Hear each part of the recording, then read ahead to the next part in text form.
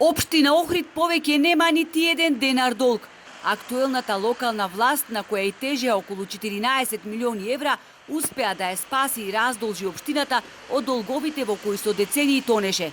Градоначалникот Пецаков на почетокот од својот мандат наследи дупка од 22 милиони евра.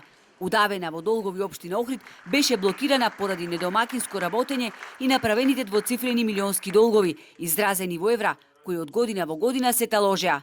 Општина Охрид за прв пат после долги години има нула долг по основ на судски извршни решенија и од денес општина Охрид се вбројува помеѓу малкуте институции во Република Македонија која нема заостанат долг. При превземањето на раководењето, општината ја затекнавме со вкупен долг од околу 14 милиони евра.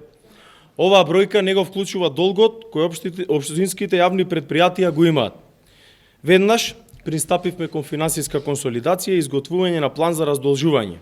Пецаков доблесно ги спомна напорите кои биле вложувани во минатите десетина години на локалните раководства за раздолжување на општината и 8 милиони евра кои владата ги додели на општина Охрид со единствена намена за раздолжување на градот, чиј долг во еден период изнесувал дури 33 милиони евра.